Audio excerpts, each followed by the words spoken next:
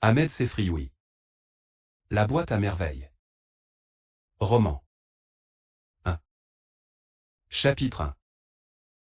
Le soir, quand tous dorment, les riches dans leurs chaudes couvertures, les pauvres sur les marches des boutiques ou sous les porches des palais, moi je ne dors pas.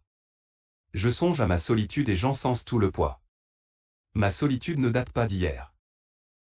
Je vois, au fond d'une impasse que le soleil ne visite jamais, un petit garçon de 6 ans, dresser un piège pour attraper un moineau mais le moineau ne vient jamais.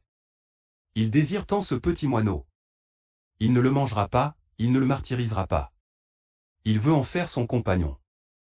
Les pieds nus, sur la terre humide, il court jusqu'au bout de la ruelle pour voir passer les ânes et revient s'asseoir sur le pas de la maison et attendre l'arrivée du moineau qui ne vient pas.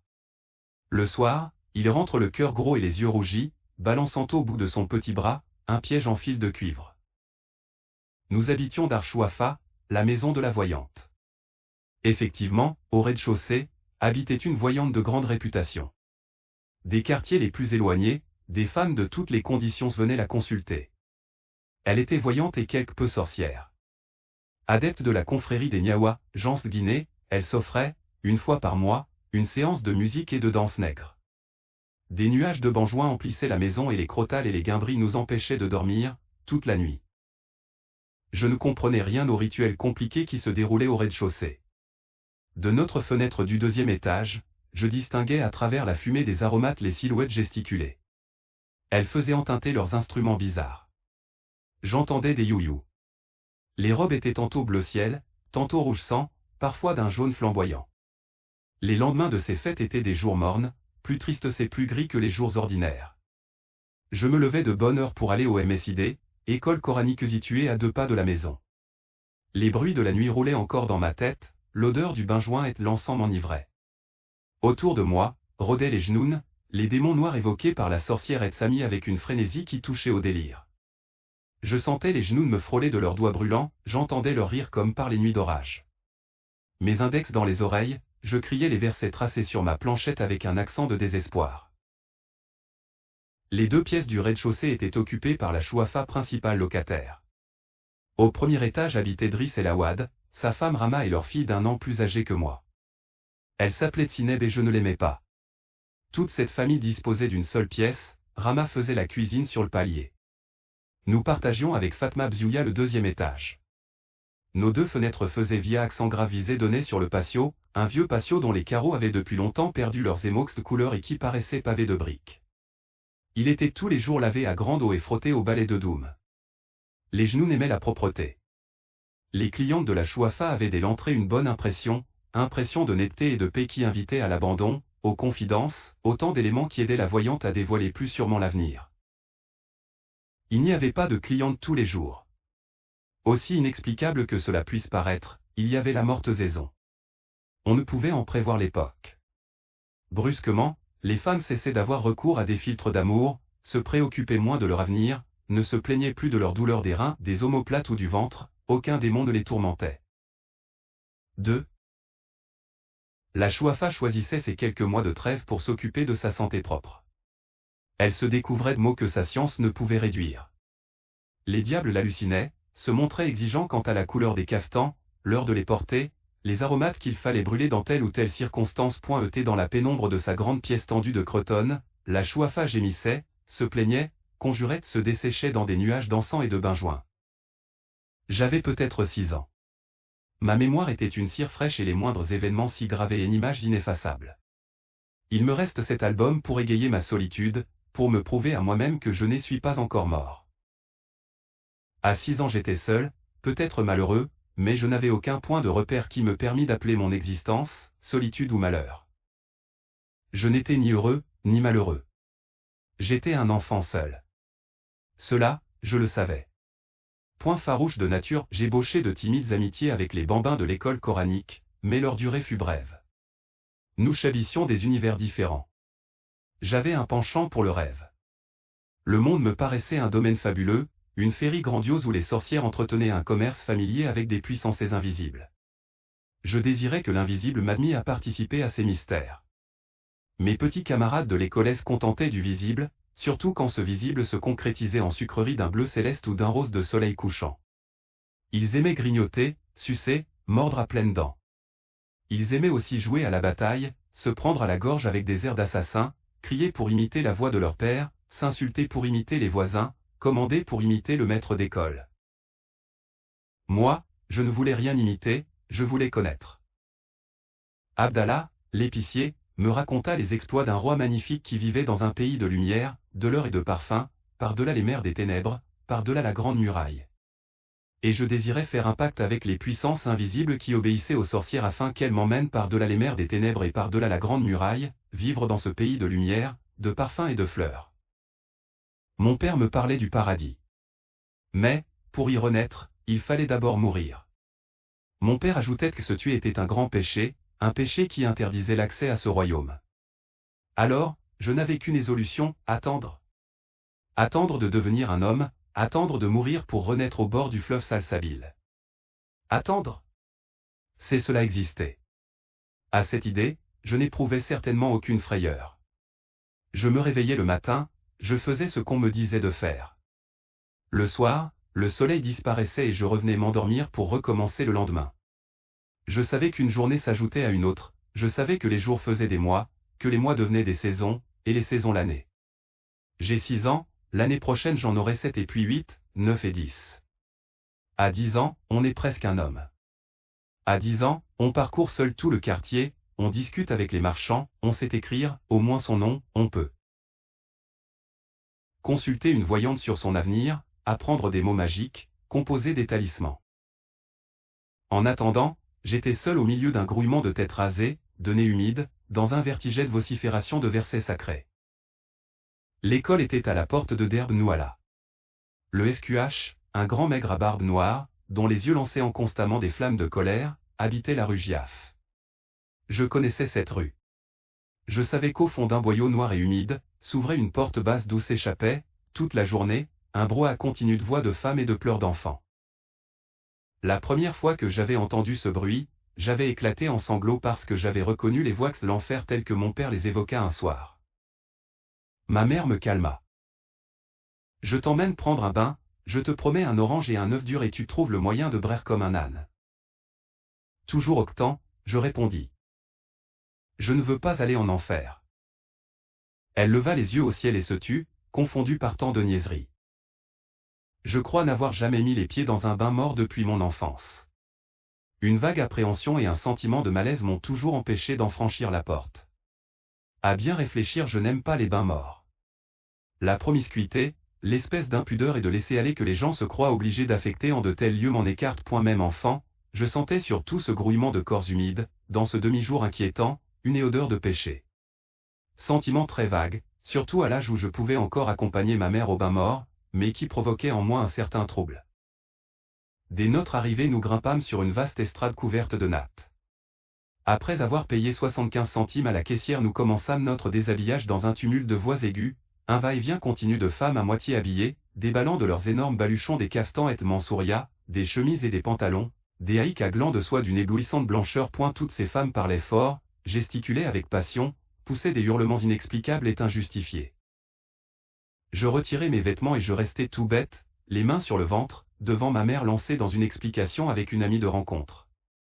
Il y avait bien d'autres enfants, mais ils paraissaient à leur aise, couraient entre les cuisses humides, les mamelles pendantes, les montagnes de baluchons, fiers de montrer leur ventre ballonné et leurs fesses grises. Je me sentais plus seul que jamais. J'étais de plus en plus persuadé que c'était bel et bien l'enfer. Dans ce salle chaude, l'atmosphère de vapeur, les personnages de cauchemar qui s'y agitaient, la température finirent par m'anéantir. Je m'assis dans un coin, tremblant de fièvre et de peur. Je me demandais ce que pouvaient bien faire toutes ces femmes qui tournoyaient partout, couraient dans tous les sens, traînant de grands seaux de bois débordant d'eau bouillante qui m'éclaboussaient au passage. Ne venaient-elles donc pas pour se laver? Il y en avait bien une ou deux qui tiraient sur leurs cheveux, assises, les jambes allongées, protestant d'une voix haute, mais les autres ne semblaient même pas s'apercevoir de leur présence y continuer leurs éternels voyages avec leurs éternels seaux de bois. Ma mère, prise dans le tourbillon, émergeait de temps en temps d'une masse de jambes et de bras, me lançait une recommandation ou une injure que je n'arrivais pas à saisir et disparaissait. Devant moi, dans un seau vide, il y avait un peigne. Corne, un gobelet de cuivre bien astiqué, des oranges et des œufs durs. Je pris timidement une orange, je l'épluchai, je la suçais pendant longtemps, le regard vague. Je sentais moins l'indécence de mon corps dans cette pénombre, je le regardais se couvrir de grosses gouttes de sueur et je finis par oublier les femmes qui s'agitaient, leurs seaux de bois et leurs voyages inexplicables autour de la pièce. Ma mère fondit sur moi. Elle me plongea dans un seau d'eau, me couvrit la tête d'une glaise odorante et malgré mes cris et mes larmes me noya sous un flot d'injures et de feu. Elle me sortit du seau, me jeta dans un coin comme un paquet, disparut de nouveau dans le tourbillon. Mon désespoir dura peu, je plongeai la main dans le seau à provisions et je pris un œuf dur, gourmandise dont j'étais particulièrement friand. Je n'avais pas encore fini d'en grignoter le jaune que ma mère réapparut de nouveau, m'aspergea alternativement d'eau bouillante et d'eau glacée, me couvrit d'une serviette et m'emporta à moitié mort à l'air frais sur l'estrade. Au baluchon. Je l'entendis dire à la caissière. Lala Fatoum, je te laisse mon fils, je n'ai pas eu encore une goutte d'eau pour me laver. Et à moi. Habille-toi, tête d'oignon. Voici une orange pour t'occuper. Je me trouvais seul, les mains croisées sur mon ventre en flammes, plus bête que jamais au milieu de toutes ces inconnues et de leurs fastueux baluchons. Je m'habillai. Ma mère vint un moment m'entourer étroitement la tête dans une serviette qu'elle me noua sous le menton, me munit de toutes sortes de recommandations et s'engouffra dans les salles chaudes par cette porte qui me faisait face et d'où s'échappaient toutes sortes de rumeurs. J'attendis sur l'estrade jusqu'au soir. Ma mère finit par venir me rejoindre, l'air épuisé, se plaignant de violents maux de tête. Heureusement pour moi, ces séances de bain étaient assez rares. Ma mère ne voulait point s'embarrasser de l'enfant empoté et maladroit que j'étais. Pendant son absence, j'étais livré à mes timides fantaisies. J'y courais pieds nus dans le derbe, imitant le pas cadencé des chevaux, je hennissais fièrement, envoyais de ruade. Parfois, je vidais simplement ma boîte à merveilles par terre et j'inventoriais mes trésors. Un simple bouton de porcelaine me mettait les sens en extase. Quand je l'avais longtemps regardé, j'en caressais des doigts la matière avec respect. Mais il y avait dans cet objet un élément qui ne pouvait être saisi ni par les yeux, ni par les doigts, une mystérieuse beauté intraduisible. Elle me fascinait. Je sentais toute mon impuissance à en jouir pleinement. Je pleurais presque de sentir autour de moi cette étrange chose invisible, impalpable, que je ne pouvais goûter de la langue, mais qui avait un goût et le pouvoir d'enivrer. Et cela s'incarnait dans un bouton de porcelaine et lui donnait ainsi une âme et une vertu de talisman. Dans la boîte à merveilles il y avait une foule d'objets hétéroclites qui, pour moi seul, avaient un sens, des boules de verre, des anneaux de cuivre, un minuscule cadenas sans clé, des clous à tête dorée, des encriers vides, des boutons décorés, des boutons sans décor. Il y en avait en matière transparente, en métal, en nacre. Chacun de ces objets me parlait son langage. C'étaient là mes seuls amis. Bien sûr, j'avais des relations dans le monde de la légende avec des princes très vaillants et des géants au cœur tendre, mais il habitait les recoins cachés de mon imagination. Quant à mes boules de verre, mes boutons et mes clous, ils étaient là, à chaque instant, dans leur boîte rectangulaire, prête à me porter secours dans mes chœurs de chagrin. Le lendemain du bain, ma mère ne manquait pas de raconter la séance à toute la maison, avec des commentaires détaillés où abondaient les traits pittoresques et les anecdotes. Elle mimait les gestes de telle shérifa connue dans le quartier, la démarche de telle voisine qu'elle n'aimait pas, parlait avec éloge de la caissière ou se révoltait contre les masseuses, ces entremetteuses, mères des calamités, qui escroquaient le client sans leur apporter la moindre goutte d'eau. Le bain mort était naturellement le lieu des spottins et des commérages. On y faisait connaissance avec des femmes qui n'habitaient pas le quartier. On y allait autant pour se purifier que pour se tenir au courant de ce qui se faisait, de ce qui se disait. Il arrivait qu'une femme chantât un couplet et le couplet faisait ainsi son entrée dans le quartier.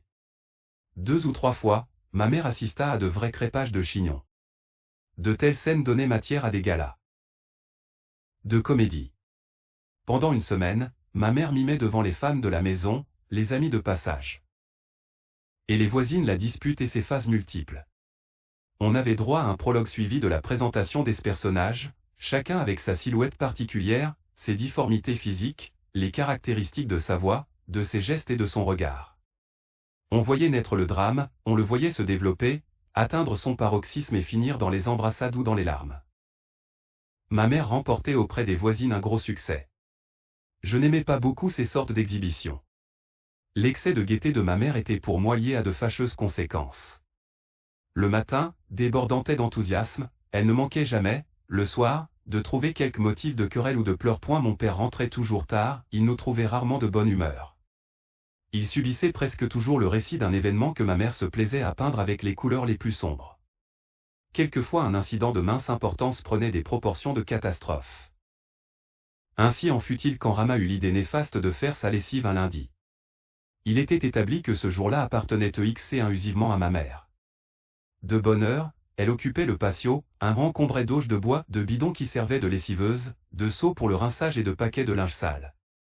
À peine vêtue un séroal et d'un vieux cafetan déchiré, elle s'affairait autour d'un feu improvisé, remuait le contenu du bidon à l'aide d'une longue canne, pestait contre le bois qui donnait plus de fumée que de chaleur, accusait le marchand de savon noir de l'avoir escroqué et appelait sur leur tête toutes sortes de malédictions. Le patio ne suffisait pas à son activité. Elle grimpait jusque sur la terrasse, tendait ses cordes, les soutenait à l'aide de perches de mûrier, redescendait brasser des nuages de mousse. Ce jour-là ma mère m'expédiait à l'école avec, pour vêtements, une simple chemise sous ma djellaba. Le déjeuner était sacrifié. Je devais me contenter d'un quartier de pain enduit de beurre rance, accompagné de 3 olives. Notre chambre même perdait son visage habituel. Les matelas gisaient là, sans couverture, les coussins n'avaient plus d'enveloppe et la fenêtre semblait nue sans son rideau semé de fleurettes rouges. La soirée était consacrée au pliage des vêtements. Ma mère prenait une chemise toute froissée et sentant le soleil, la déployait sur ses genoux, la regardait par transparence, la pliait, les manches à l'intérieur avec application, presque avec gravité. Parfois, elle faisait une reprise. Elle n'aimait guère la couture et moi-même, je préférais la voir tirer sur ses cardes ou tourner son rouet. L'aiguille, instrument particulièrement citadin, représentait à mes yeux un symbole de mollesse. Il était de tradition dans notre famille que le métier féminin noble par excellence consista à travailler la laine. Manier l'aiguille équivalait presque à un reniement. Nous étions fascis par accident, mais nous restions fidèles à nos origines montagnardes de seigneurs paysans. Et ma mère ne manquait jamais d'évoquer ses origines lors des querelles avec les voisines. Elle osa même soutenir devant Rama que nous étions d'authentiques descendants du prophète. Il existe, dit-elle, des papiers pour le prouver, des papiers gardés précieusement par l'imam de la mosquée de notre petite ville. Qui es-tu, toi, femme d'un fabricant de charrues, sans extraction, pour oser mettre ton linge, plein de poux, près du mien fraîchement lavé? Je sais ce que tu es, une mendiante d'entre les mendiantes, une domestique d'entre les domestiques, une va-nu-pied, crottée et pouilleuse, une lécheuse de plats qui ne mange jamais à sa faim. Et ton mari? Parle-moi de cet être difforme, à la barbe rongée de mythes, qui sent l'écurie et braie comme un âne.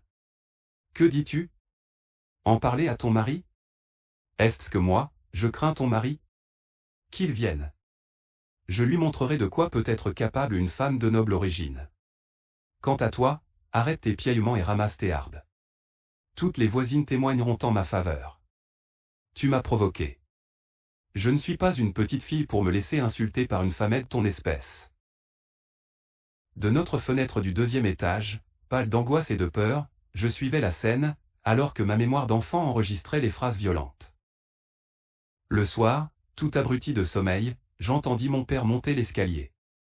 Il entra selon son habitude, se dirigea vers son matelas posé à même le sol. Ma mère prépara le souper, posa la table ronde, le plat de ragoût et le pain. On sentait qu'elle boudait. Mon père se mit à manger sans poser de questions. Ma mère boudait toujours.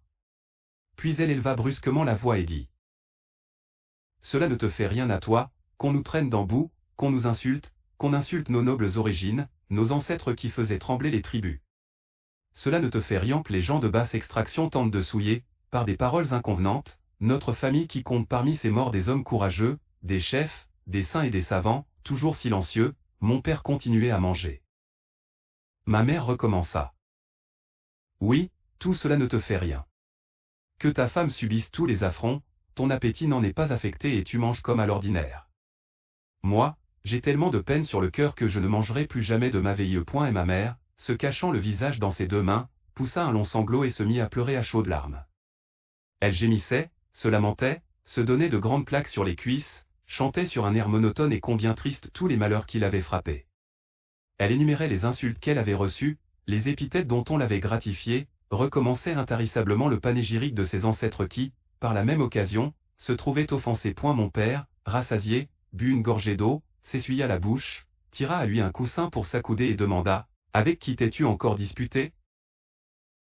La phrase eut sur ma mère un effet magique. Elle cessa de pleurer, releva la tête et, avec une explosion de fureur, s'adressa à mon père. Mais avec la gueuse du premier étage, la femme du fabricant de charrues. Cette dégoûtante créature a souillé mon linge propre avec ses guenilles qui sentent l'étable. Elle ne se lave jamais d'ordinaire, elle garde ses vêtements 3 mois, mais pour provoquer une querelle, elle choisit le lundi, mon jour de lessive, pour sortir ses haillons.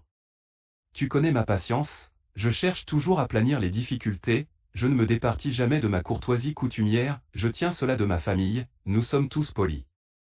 Les gens qui nous provoquent par des paroles grossières perdant leur temps. Nous savons conserver notre calme et garder notre dignité. Il a fallu cette pouilleuse, la voix de Ramatro à la nuit. Pouilleuse. Moi. Entendez-vous, peuple des musulmans? La journée ne lui a pas suffi, les hommes sont maintenant dans la maison et pourront témoigner devant Dieu qui de nous deux a dépassé les limites des convenances. Ce qui se passa après ne peut être décrit par des mots. Ce furent d'abord des cris aigus et prolongés, des vociférations, des sons sans suite et sans signification. Chacune des antagonistes, penchée hors de sa fenêtre, gesticulait dans le vide, crachait des injures que personne ne comprenait, s'arrachait les cheveux. Possédée du démon de la danse, elle faisait d'étranges contorsions. Voisins et voisines sortirent de leur chambre et mêlèrent leurs cris aux cris des furies. Les hommes, de leur voix grave, les exhortaient au calme, insistaient pour qu'elles maudissent solennellement Satan, mais ces sages conseils les excitaient davantage. Le bruit devint intolérable. C'était une tempête, un tremblement de terre, le déchaînement des forces obscures, l'écroulement du monde. Je n'en pouvais plus. Mes oreilles étaient au supplice, mon cœur dans ma poitrine heurtait avec force les parois de sa cage. Les sanglots m'étouffèrent et j'écroulai aux pieds de ma mère, sans connaissance.